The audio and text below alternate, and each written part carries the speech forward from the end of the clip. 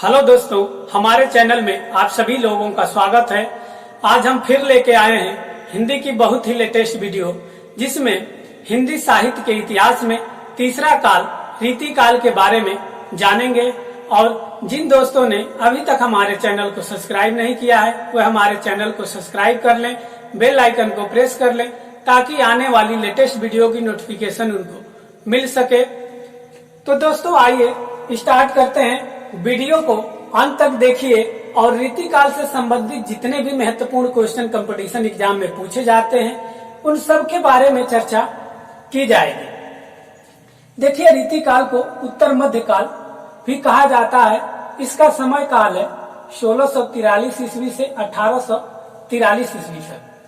देखिए, रीतिकाल के जितने भी कवि थे, अधिकांशतः दरबारी कवि थे और उन्होंने अपने काव्यों में वीर रस, श्रृंगार रस, रस, छंद, अलंकार, नायक नायिका विभेद, नक्शिख वर्णन इत्यादि का अपने काव्यों में भरपूर मात्रा में प्रयोग किया है। अब आइए जानते हैं रीतिकाल के उपनाम के बारे में। देखिए, रीतिकाल का नामकरण आचार्य रामचंद्र शुक्ल जी ने किया। रीतिकाल या उत्तर मध्य काल का नामकरण आचार्य रामचंद्र शुक्ल जी ने किया। देखिए, यहाँ से क्वेश्चन 10वीं 12वीं ग्रेजुएशन या कंपटीशन एग्जाम में पूछा जाता है। विभिन्न प्रकार के कंपटीशन एग्जाम में पूछा जाता है क्वेश्चन। दूसरा है, रीतिकाल को श्रृंगार काल कहा आचार्य विश्वनाथ जी ने, और अलंकृत काल कहा मिश्र बंधुओं ने। अब आइए रीतिकाल का वर्गीकरण जानते हैं। देखिए, रीतिकाल का वर्गीकरण 3 भागों में किया गया। 3 काव्य धाराएं जन्मी। रीतिकाल में 3 काव्य धाराएं जन्मी। पहली है रीतिबद्ध काव्य धारा, दूसरी है रीतिसिद्ध काव्य धारा और तीसरी है रीति मुक्त काव्य धारा। अब आइए जानते हैं पहली काव्य धारा रीतिबद्ध को। देखिए, रीतिबद्ध काव्य धारा के प्रमुख कवि पद्माकर जी हैं। इनकी रचना है जगत विनोद। दूसरे कवि हैं मतीराम, जिनकी रचना है ललित ललाम, रसराज और साहित्य सार। ये रचनाएं विभिन्न प्रकार के परीक्षाओं में पूछी जाती हैं। तीसरे कवि हैं केशवदास। केशवदास जी की प्रमुख रचना है कवि प्रिया, रसिक प्रिया और रामचंद्रिका। अब आइए दूसरे काव्य धारा के बारे में जानते हैं, रीतिमुक्त। रीतिमुक्त के बारे में जानते हैं कि रीतिमुक्त के प्रमुख कवि कौन कौन है, उनकी रचनाएं कौन है। तो देखिए, इसमें प्रमुख कवि हैं बोधा।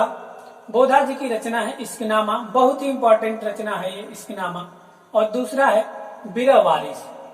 और दूसरे कवि हैं आलम, जिनकी रचना है आलम केली। अब आइए रीतिकाल की तीसरी काव्य धारा रीति सिद्ध के बारे में जानते हैं।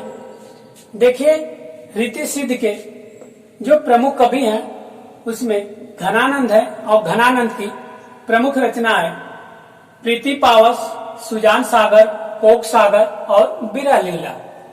और दूसरे कवि हैं बिहारी। बिहारी की प्रमुख रचना है बिहारी सतसई। और बिहारी सतसई में 730 दोहे हैं, जिसमें अधिकांशतः दोहे नीतिपरक दोहे हैं। अब आइए रीतिकाल के अन्य कवियों के बारे में जानते हैं। देखिए, रीतिकाल के अन्य कवि में भूषण कवि हैं और भूषण रीतिकाल में वीर रस प्रधान काव्य के बहुत ही चर्चित कवि हैं, जिनकी रचना है शिवा बावनी, शिवा शौर, भूषण उल्लास, दूसर उल्लास और शिवराज भूषण। जितनी भी रचनाएं हैं भूषण की, इन्होंने वीर रस का खूब प्रयोग किया है। अब आइए दूसरे कवि जानते हैं चिंतामणि। चिंतामणि की प्रमुख रचना है कवि कुल, कल्पतरु और तीसरी है छंद विचार। अब तीसरे कवि हैं इसमें रहीम। रहीम की प्रमुख रचना है रहीम सतसई, बैरवे नायिका भेद, श्रृंगार सोठा और रस पंचाध्यायी। अब चौथे कवि हैं देव। देव की प्रमुख रचना है शब्द रसायन, अष्टधाम, रस विलास भाव विलास और सुजान विनोद। अब आइए रीतिकाल से संबंधित कुछ बेहतरीन क्वेश्चन के बारे में जानते हैं, जहां से कंपटीशन एग्जाम में क्वेश्चन पूछे जाते हैं। देखिए, क्वेश्चन पूछ देता है कि रीतिकाल की प्रथम रचना कौन है। तो रीतिकाल की प्रथम रचना हेमंत रंगड़ी है और ये कृपा राम द्वारा लिखी हुई रचना है। हेमंत रंगड़ी कृपा राम जी द्वारा रचित है। उसके बाद अब जानते हैं रीतिकाल की अंतिम रचना के बारे में कि रीतिकाल की अंतिम रचना कौन है। देखिए, रीतिकाल की अंतिम रचना रस रंग है, ये ग्वाल जी द्वारा रचित है। अगले क्वेश्चन में आते हैं। क्वेश्चन पूछ देता है कि रीतिकाल के प्रवर्तक कौन है। तो हम स्पष्ट तौर पे बता दे रहे हैं कि रीतिकाल के प्रवर्तक चिंतामणि है। कहीं कहीं पर आचार्य केशव दास को भी रीतिकाल का प्रवर्तक बताया जाता है। थोड़ा सा इसमें मतभेद है विद्वानों में, लेकिन जहां तक सबसे सटीक है रीतिकाल के प्रवर्तक में चिंतामणि को ही रखते हैं। चौथा क्वेश्चन है कि केशव को कठिन काव्य का प्रेत किस कवि ने माना।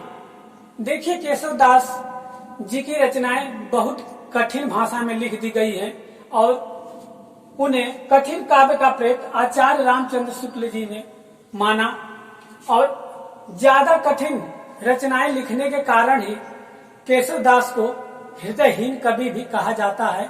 बताया जाता है कि उनके पास हृदय ही नहीं है। कहने का अर्थ है कि उनकी रचनाओं में इतनी कठिनता है जिसको पढ़ने में जो पाठक हैं वो असहज महसूस करते हैं।